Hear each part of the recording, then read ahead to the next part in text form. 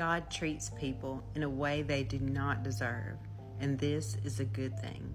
All people deserve punishment from God for the sins they have committed against Him. Instead of punishment, God decided to draw near to humanity in grace.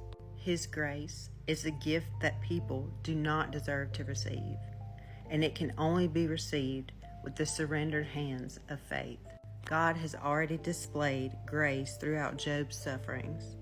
When Satan wanted to tempt and test Job, it was God who limited the extent of Satan's attacks. That was grace. And Job's past fortunes and eventual restoration were all by grace alone. His property was not a reward for his integrity, but a gift from God, who restored the fortunes of Job and gave Job twice as much as he had before, so that the Lord blessed the latter days of Job more than his beginning. Job encountered God. It was only after the intense season of suffering, prayer, and waiting that a transformed Job got to see God for who He really is. Job's response of humility and repentance should serve as an example for every person who encounters God.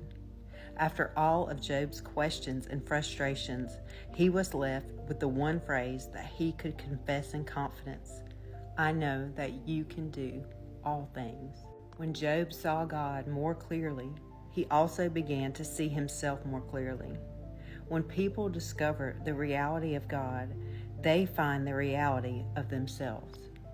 Job only discovered these things through an intense season that seemed unbearable at times. But God knows from the beginning what He intends in the end. God knew the journey that He needed to take Job through, so God did it. And for Job to arrive at the destination of a transformed view of God was sheer grace. The ultimate way God has shown us His grace was by sending Jesus Christ to die for sinners. The cross leaves people with limitless reasons for repenting of their rebellion against God, and it should lead them to walk, live, and love more like Jesus.